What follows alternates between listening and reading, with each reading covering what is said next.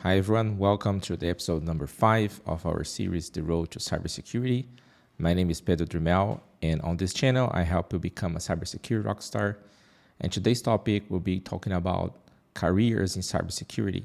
So, basically, a given career or a role is as like a set of responsibilities and skills that you need to possess to kind of follow that career path. And I see that many people are confused about the possibilities within cybersecurity and which path to take depending on the current skills and abilities and experience they already have. So I hope that this video will be useful for you to kind of understanding a little bit more what are those roles and what is required to get them. And it is different from like a software engineer perspective, right? It's like as a software engineer, you kind of go up the ladder from junior to senior, and depending on the platform you use, and like if you're mobile or maybe more focused on the web side of the house, so it's more common kind of to picture that, right? And for cybersecurity, it's not straightforward as with software engineer, but it depends a lot on the company hiring.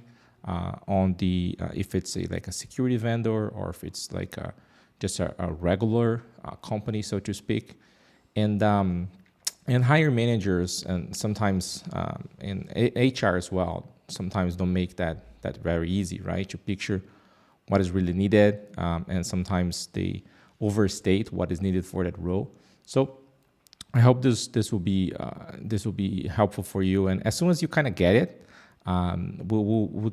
we'll discuss at the end what is kind of the catch for this type of analysis, and then you kind of identify what you really need to know for those career paths, right? So to get started, let me quickly show like a quick example on I would say like a simple network diagram, right? So for example. Here we have like just a regular network diagram, right? And we'll change a little bit this diagram, but here's just a very simple one, right? So we have a kind of a small enterprise here, where we have like a router connected to the internet, and for some reason they have the web and the email hosted on their own network, right? And then you have another like switch connected here, like if it's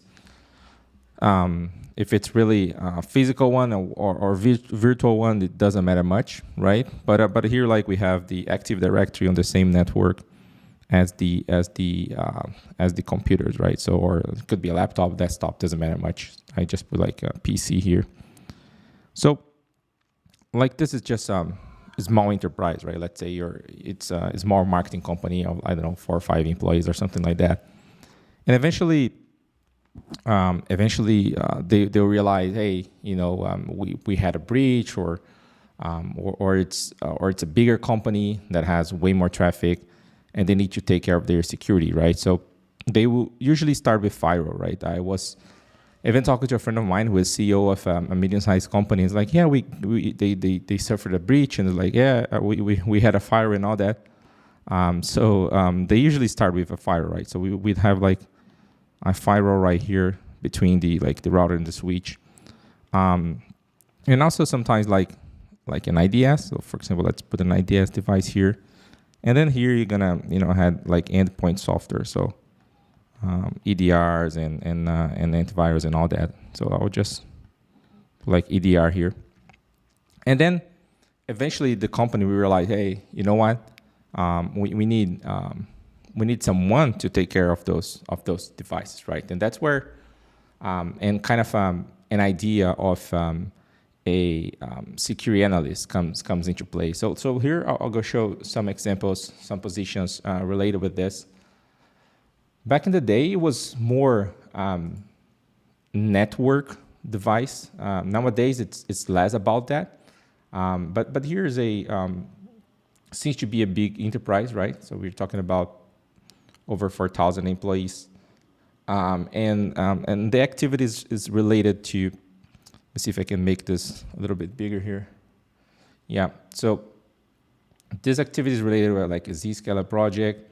So cleanup, firewall policy, yeah, so the experience here is related with a IT security engineer already, cybersecurity analyst, security systems engineer with firewall, IPS, web filtering. So that's usually when kind of more device focused type of security analyst, where you'll be managing firewall rules, likely proxy rules as well, and IDS or IPS devices, so intrusion prevention systems devices and all that. It's kind of where things get started on the security analyst or security analyst role, or IT security analyst, network security engineer, stuff like that. The titles kind of doesn't really matter much as soon as we take a look at the responsibility, right? Like here's another example. Let me just change this a little bit here. So for example, on this one, it is a more a generic security analyst role, so not necessarily a device focused, but here like SaaS security management, support integration of SaaS applications. You also need to know a little bit, frameworks. We'll be mentioning that when we talk about a different career, which is more focused on those frameworks. But here also device management, right? Help manage a mobile device with like Intune and all others. Google Workspace security identity, data loss prevention, so they already have some sort of that. Here the vulnerability management, something we'll talk about that later as well. Security operations. So it's kind of security guy of the company, right? It is kind of a more generic type of security analyst role, where you're not really focusing on a one thing, but basically try to help the company, improve their security posture in general. So I'm not sure, I didn't really check the company size or anything like that, but it seems to be more or less like, hey, we need some security analysts here to help us out. So go figure, you got to know a bunch of stuff, not just like the other one, as I mentioned, like a network security engineer, where you'll be focused more on security devices, right? Another example here is this is actually more on the SOC side. So I'll leave here this one for later. So think about now. Let's get back a little bit to this diagram here. Think that now it's not anymore a small enterprise as we were talking about. Here we're talking about, let's say for example, over 1,000 endpoints, right? You have way more traffic here, and you likely have more complex servers here as well, right? So you might be even talking about cloud, but we'll touch base on cloud security later on.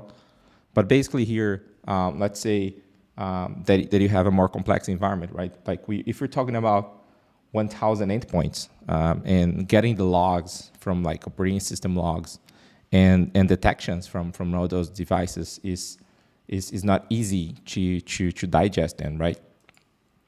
So you have a bunch of logs and security events all over the place, and someone needs to take care of that. But usually, like just one person is not enough, because you have lots of traffic and events that you need to act up and see, is this something malicious or not? Is this something that needs to be investigated further or not? So here's where it comes, I would say, maybe the kind of entry point for most people, or many people, I should say, in cybersecurity. That is, the security operations center. So it's basically a bunch of people, a group of people who are 24/7 for the most part, taking care of a network environment, like a big enterprise. It could be a in-house one, depending on the company size. Big financials and big corporations will have their in-house SOC, and others will just, like medium-sized companies, for instance, would just outsource that to security vendors. So, for example, if you also see like MDR, managed detection response, is kind of a more advanced type of secure operation center. But still, it's the people who will be looking at the alerts and see if they are really something that should be investigated further, turning into an incident. Is this, like, for example, in antivirus has this given signature that was displayed. So let me look it up further and see if it's something malicious or not. Is this an attack going on? Is this a ransomware attack going on? So it's a really high speed and learning type of environment. Let's take a look at some roles with secure operation center. This one, as I mentioned, like here we see that for the video interviews, you must have on the resumes, a previous monitoring detection experience of any tools like Splunk, SIEM, Sentinel, and as the main kind of responsibility here, I would say for the most job posting, I would say like the 3 to 4 first lines here are the ones that matter the most. But here they say like, hey, perform network security analysis, log-centric analysis, and other security tools. Monitoring intrusion detection systems, like we mentioned before, like IDS. Depending on the ADR that you have, you will also have some network traffic analysis, which is obviously helpful. And divide host and network-based intrusions via intrusion detection technologies. Triage alerts, collect data, so sometimes the full packet capture, the logs and diagnosis of observed activity, recognize threats, and conduct analysis on those threats. So it's basically looking at those events and those threats and see if it's something is malicious or not. And the one thing that always stands out when you're really talking about secure operation center is they usually work on 24/7. So here's like, must be able to work on a flexible schedule as needed within 24/7 secure operation center. So sometimes the night shift might have less people and could be your way in to okay, I'll work overnight. Doesn't matter. I just want this job, right? Another thing quickly I think I should mention here is understanding report attacker indicators of compromise. So understanding from a attacker perspective is obviously very helpful, right? You're gonna play the defender role here, but as soon as you understand an attacker mindset, that will differentiate you from your peers. That's for sure. A few more examples here. Here's at a given company, like it says in DC, it could be government, likely government-related activity. And again, like we see, mentioned Splunk, ELK, so Elasticsearch, and other vendors as well. Analyze network defense systems like firewalls and SIEM and IDS and IPSs. But basically, monitor, analyze, detect, and respond to cyber events and incidents. So here's quite the, pretty much the same as the other role. Two more examples on the SOC here. Again, like we see the 24/7 thing and the monitor networks for malicious activity using SIEM toolsets, right?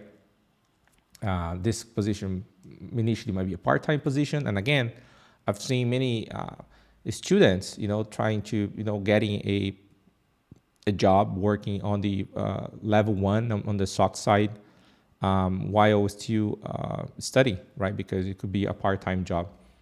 And here goes for other desired skills, like you mentioned, malware analysis, so something more advanced related to cloud and VMware as well, Active Directory, vulnerability scanning tools. So any other skill besides the looking at those events, it's something that will work to your advantage when trying to nail a security operation center analyst job. Another example, just same idea. Security tooling analyst experience with different SIEMs and SOAR. Here's more DoD network, so it's kind of more advanced knowledge about the Department of Defense. So, if you have previous experience with the Department of Defense, this will really be helpful for you. But in a nutshell, the Secure Operations Center analyst role is kind of, even though there will be more competition, so it's the downside of that.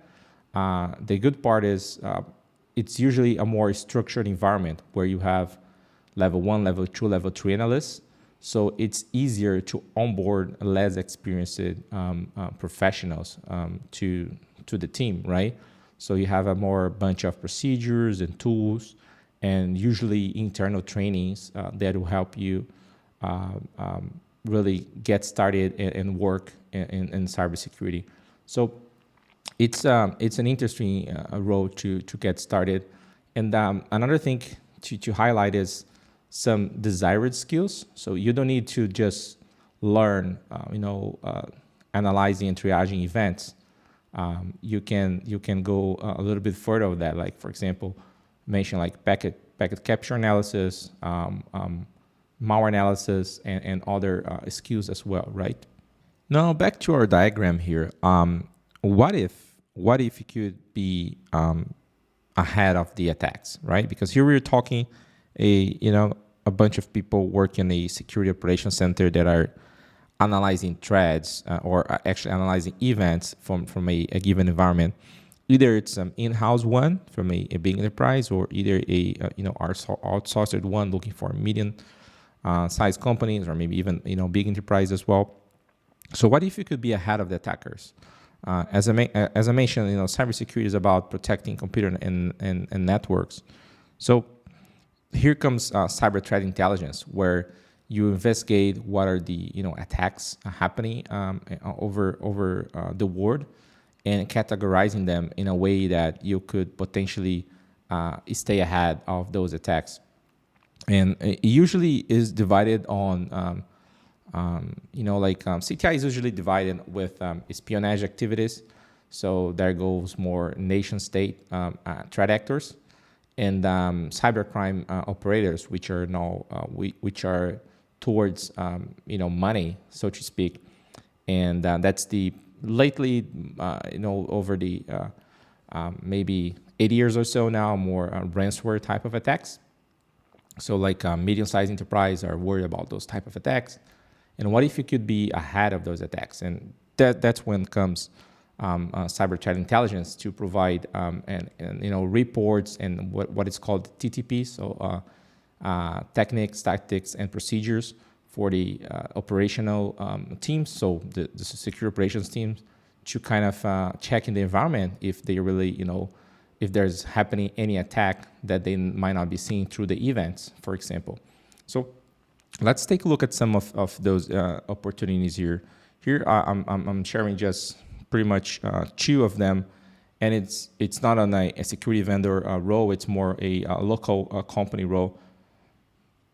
So here's one at Meta, and so like here's they have a team called Integrity Investigation Intelligence at Meta, dedicated to protect the users of the apps they have from many threats. So like it includes criminal organizations, human trafficking. In their case, this is kind of more, I would say, more for those social network type of activity.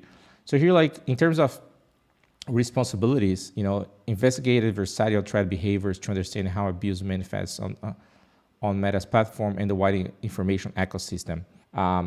So from a CTI perspective, they'll be tracking threat actors and not necessarily only tools, right? So here, they also mention like leverage geopolitical and societal context in the application of this work. So it's way more than just an analysis of a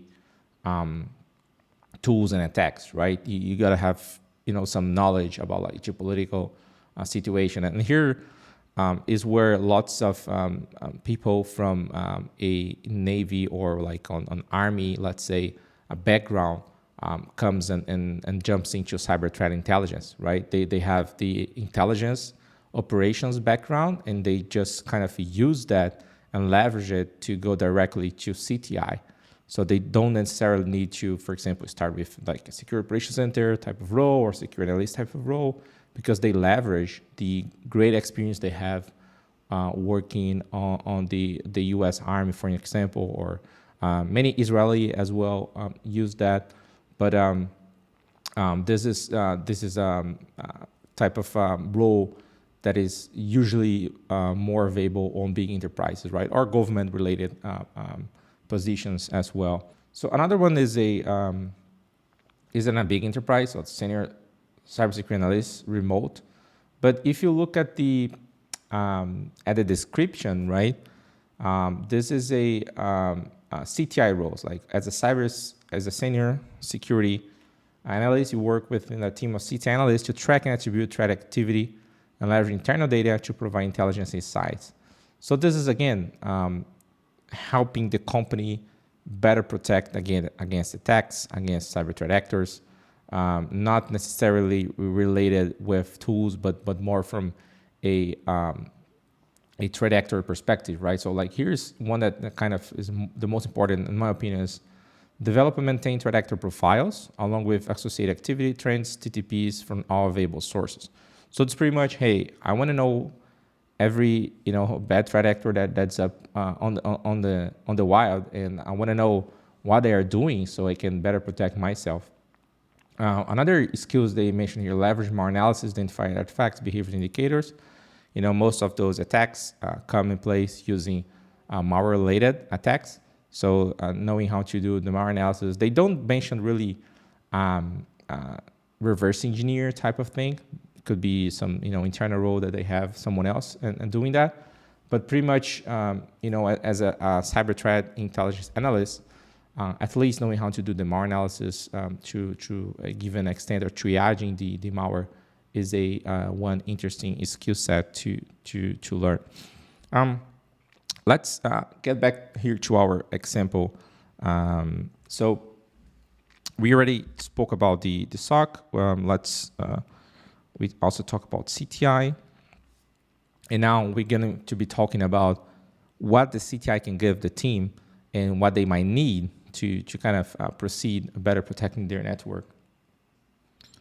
So like, what if the CTI team is telling you that, hey, there is a threat actor that is exploiting a vulnerability on a given firewall, for example, like let's say it's exploiting a vulnerability on your internet-facing device.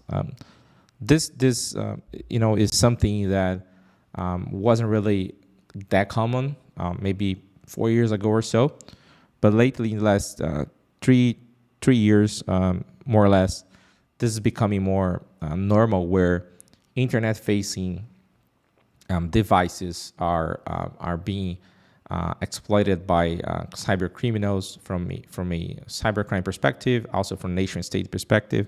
It could be maybe like your email gateway as well, of course the web server and things like that.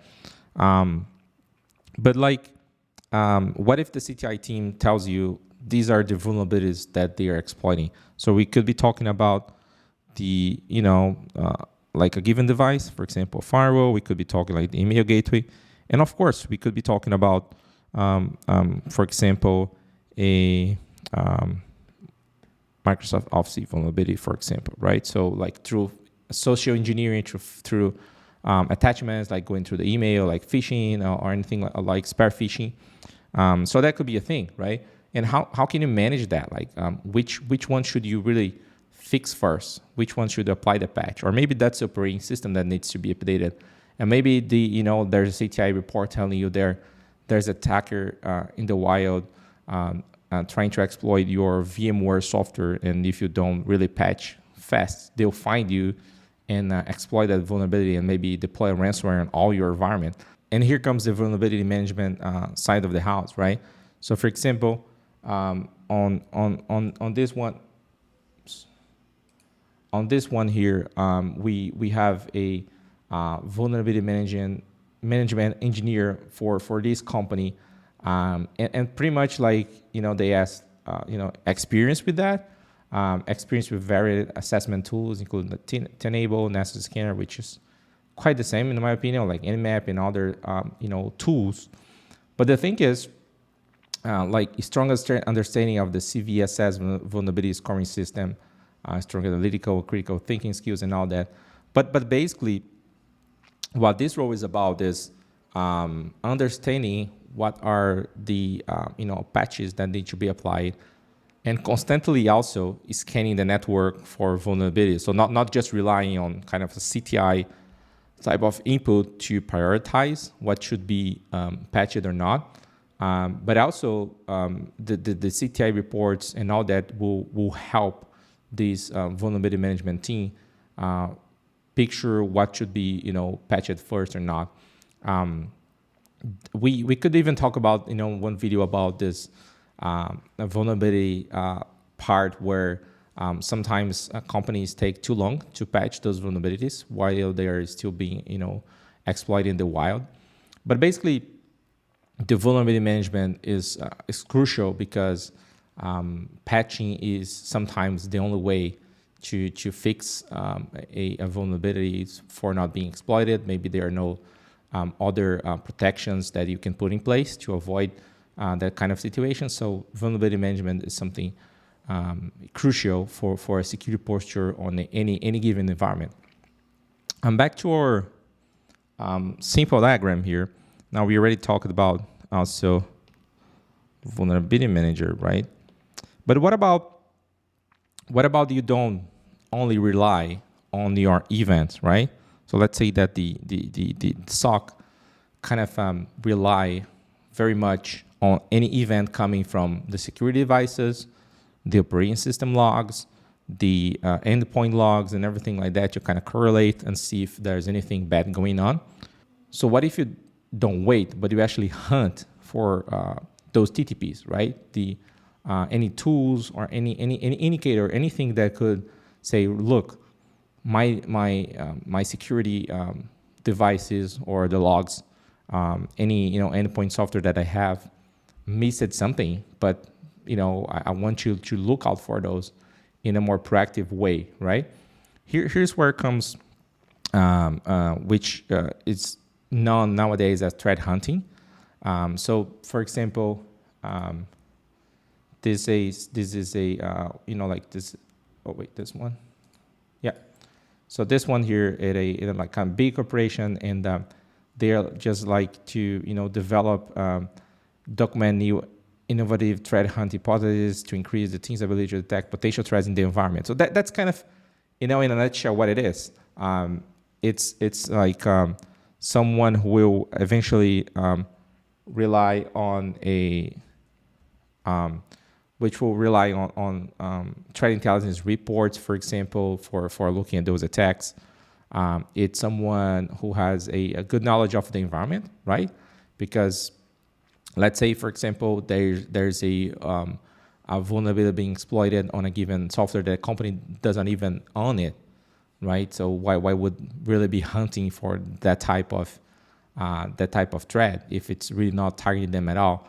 But it's essentially someone that could be within the security operations center environment, or could be someone more with the internal CTI team, if that's the case, who'll be hunting for potential threats within the environment that are not necessarily picked up by security device. And it's a role that became very needed lately. Another one still on the threat hunting side is talking about like discover. So like discover active threats, identify security nuances and anomalies in the environment, right? They kind of add way other skills like performance, information security resource, and 3 or more the following areas. So like they kind of mention like if you have experience, for example, networking, web application, or SIEM, or reverse engineering more analysis, which is something interesting. Threat intelligence in the incident response. So they kind of mentioned other type of skills that will be interesting if you have.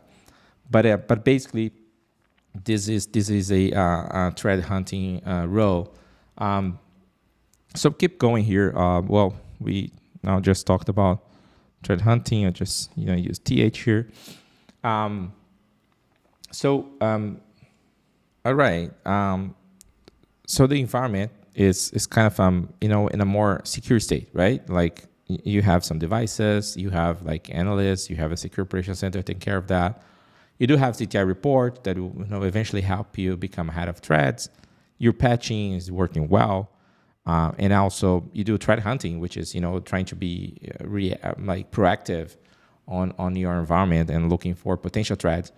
But cybersecurity, of course, is not 100%. Anything bad can happen. So what if there's an attack, like a real compromise? So like a given endpoint was compromised, maybe your server was compromised, maybe your virtual machine, which holds a bunch of servers, was compromised, and then ransomware were installed. Right there are a bunch of criminals talking to you. Over they ask you to go to like a Tor web page and talk to them, and they are looking, hey, if you want your data back, this is going to cost you like I don't know, $10 million, right? So what do? That's where comes to place the IR team, and it's a bunch of it's a group of people usually, occasionally on big compromises. There'll be a group of people trying to understand what happened right within the environment. So they see if the attacker is you on the network or not. They will potentially identify any data leakage. So was anything really stolen by the attackers? And of course, recover the environment. How can you recover fast?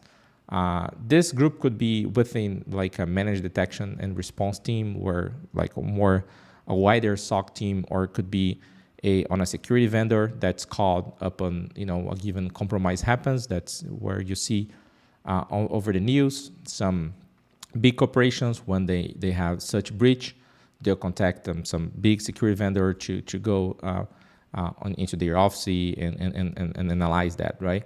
So it's needed some diverse skills for. It goes from our reverse engineer to log analysis, digital forensics as well. Sometimes we'll get the like the server and take a look at on the hard disk and things like that. Memory analysis as well. So those are the kind of the skills where those incident response guys will act. Here's our two examples from two big techs. Here, first one here's on one from LinkedIn, and you see that there are more non-technical things as well. For example, work with partner teams, including PR. Right? What if some compromise happens on LinkedIn? How do you really talk with PR and HR, legal as well? So it's more than just technical parts. They kind of include lots of skills like SIEM solutions, log analysis. So maybe this is part of the Secure Operations Center team, I guess. But essentially, identify security alerts and incident reports. It kind of makes a little bit with the description of the SOC, but seems to me with this part that is much more incident response, as the title says as well, right? So incident response type of job. Another one here, I think, is the one. This one is at Meta, and yeah. So this is like looking for incident response engineer with experience coordinating, investigating, and responding to internal and external threats. Not really sure what external threats mean here, but basically, conduct security investigations, the incident response in a cross-functional environment, and drive incident resolution. So, all right, like like one endpoint went bad was found to be really compromised. What do we do, or depending on the attack? So this is the incident response guys. Usually, an incident response analyst might need to travel more. Sometimes they create those war rooms in place within the office of the breached company, and to investigate to which given extent that really happened. So they will look for firewall logs, endpoint logs, any log that is available, and also within the host and also the network device as well, right? So they'll do the forensics part and understand what happened to kind of see if the attackers is still there, try to keep them out. See what really happened in the first place, and so the attackers don't really come back. And then, of course, restore the environment so the company can get back to operational state. So these are the incident response. So those are the guys that will help the company recover as soon as a given attack happens. And What if now, like you have a good posture, you have instant response team. What if you could be again proactive and trying to hack yourself and see if there's any thing in place, anything that you just forgot to put in place to avoid attackers breaching your company or leaking data, or like let's suppose this corporation has an application that's internet facing. So it could be an e-commerce website. It could be like a mobile app that a company has. Like sometimes it's not just only about the environment, right? But it's actually about the data that the company has access to.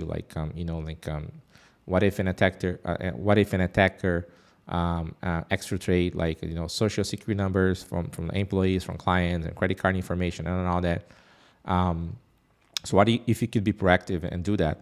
Here's where like many people who are studying in cybersecurity like to go, or like from a more hacker type of standpoint, which I'm gonna call in here just offensive security. So there's a variety of offensive security type of role. And so, for example, it could be just like a network security engineer or network penetration tester, so to speak, where they're looking to the environment as a whole, like looking for vulnerabilities within the network.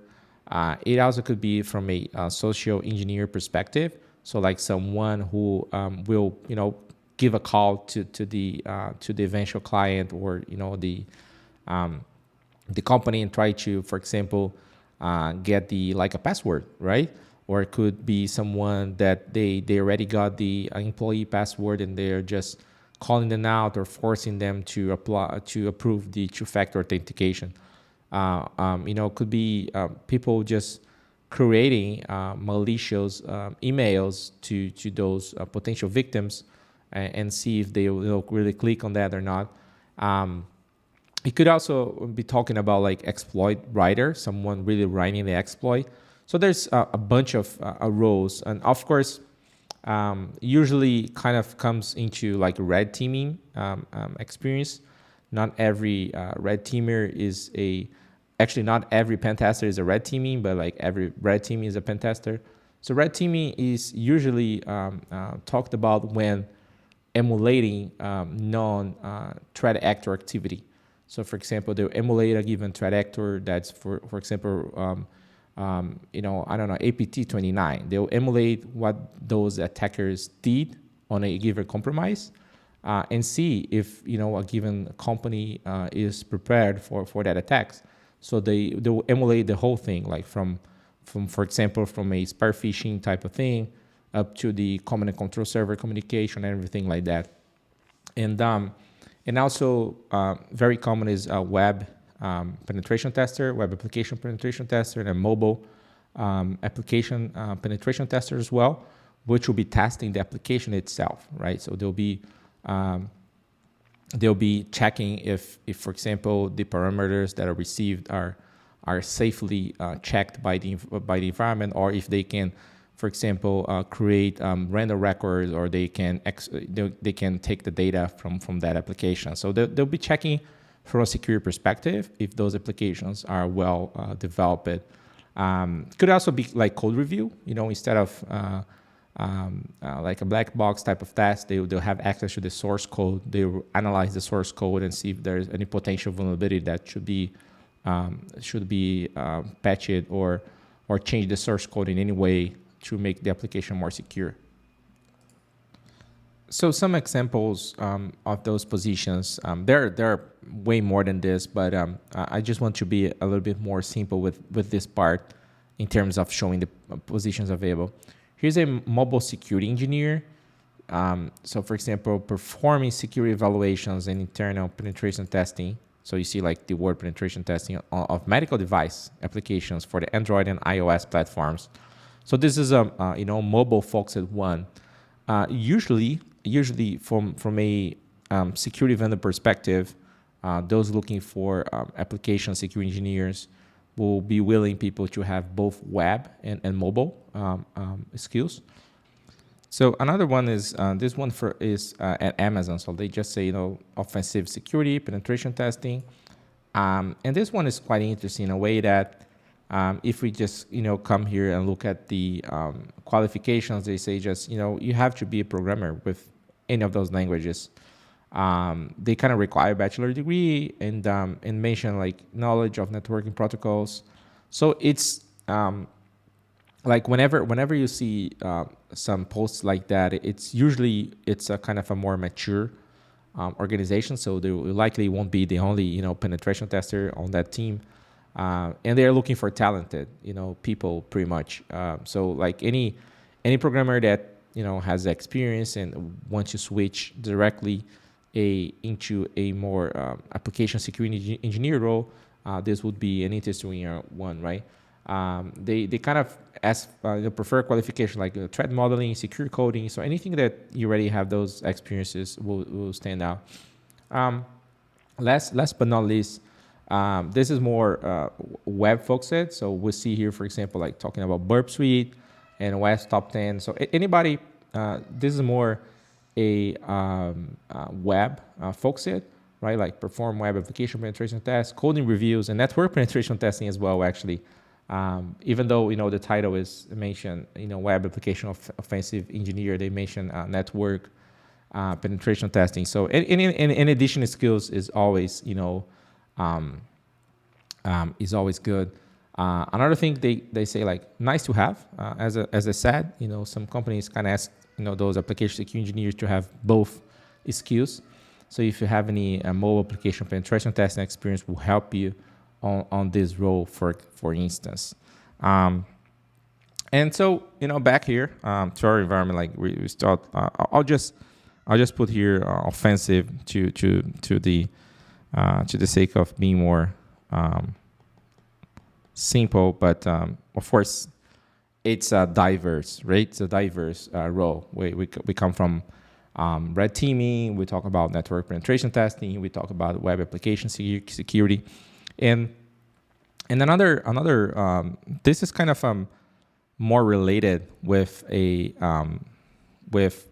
offensive, right? I'll quickly show some examples which I consider more research type of roles, and the exploit writer that I mentioned, I believe would be more into this category, but doesn't matter much. It's kind of more diverse type of role within security that will really depends on the company and the team that is creating that. It could be under research and development department or not. So a very specialized one is a vulnerability researcher. Let me see if this one helps. No, all right. Anyways, so this is, likely government related, right? Just asking for top secret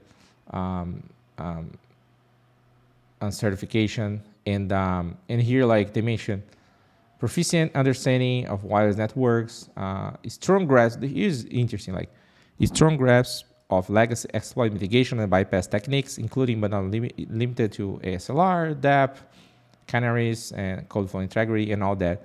So like whenever you see something like this, like exploit mitigations, it's usually what they're saying, like vulnerability researcher, right? So someone which will, find vulnerabilities on software or devices, and when you see like low-level architecture, this is really probably not through source code analysis. So doing reverse engineering, trying to find those vulnerabilities and likely how can you exploit them, right?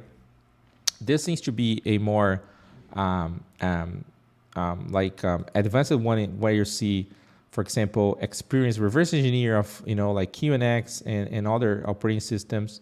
So this is like a very advanced role for looking for vulnerabilities, and I consider this more like a research type of role than actually tied to like penetration testing, even though some big companies in the cybersecurity will have a exploit writer team associated with their penetration testing capability. So they can breach more companies, right? Or maybe it's a vendor that sells some offensive security tools, and they have a team of exploit writers which are creating exploits to be deployed on their tools. So their tools are used by either internal penetration tester with the team or any other security vendor, right? So this can be different depending where you land. But another one is more related to malware-related things.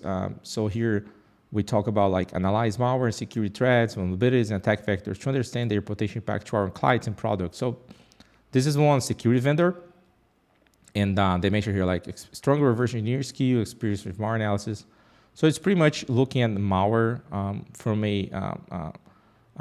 from perspective on understanding their techniques and tactics, and likely improving their product to detect against such related activity. And last but not least, this is more a source code analysis. I still consider this more on the research side than on like a penetration testing type of role, where they like do security reviews on the implementation of products on Meta, right? And they are mentioning here like university graduate, for instance, but currently has or in the process of obtaining a bachelor degree. So they kind of really want someone from an academia background and knowledge of secure code development, and you're able to find vulnerabilities on those, on those programming languages. And they mentioned like, it would be nice if you have some CTF experience or public research blogs. So it's it's pretty much a diverse role, this research part, that often are mixed with the offensive one. But I wanted to kind of put that in a different category, because that's not necessarily related with a penetration testing or red teaming activity. It can vary depending on the company that is hiring for that role. And so like back here to our diagram, we talked about offensive. We also talked about research, and I would say like last but not least, I would like to mention actually two type of roles where what if for example like everything here goes to the cloud, right? You don't have anything internal anymore. Here we'll be talking about cloud security. So someone with experience in cloud environments, they could be transitioning to a more cloud security specific role where they'll check if the environment is set from a security perspective.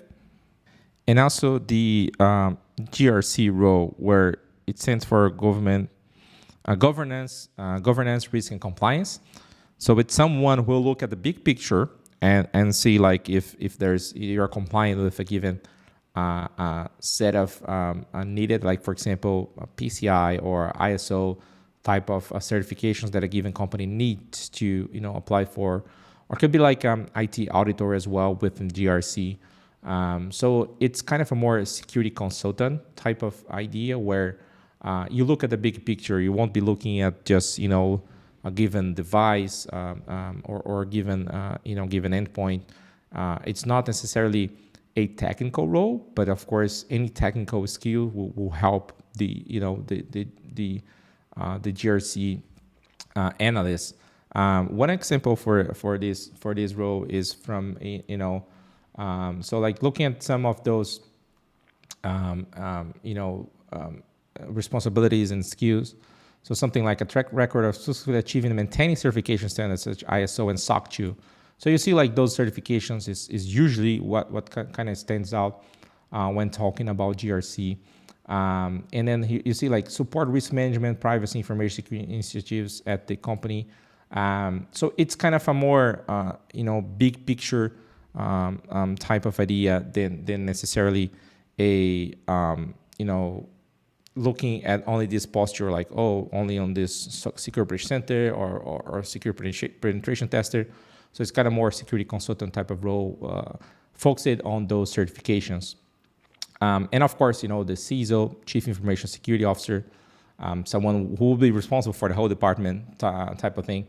And I don't think I really I need examples for that. It's kind of a more, it's way more management, leadership type of role than a technical one. So, we kind of got to the end of those, cybersecurity careers. And one thing that I wanted your to take away from this is, do not focus on titles, right?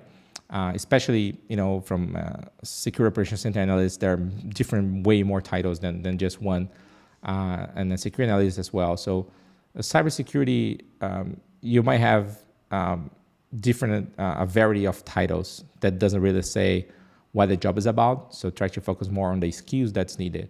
And the right way, instead of looking for titles, is focus on the skills development. And which skills? I'll be having a separate video for this, and I hope you enjoyed this video. If you like it, just leave your thumbs up here the video. Leave your comments down below. I'll be more than happy to answer anything you mention, anything you comment on, and don't forget to subscribe. See you later.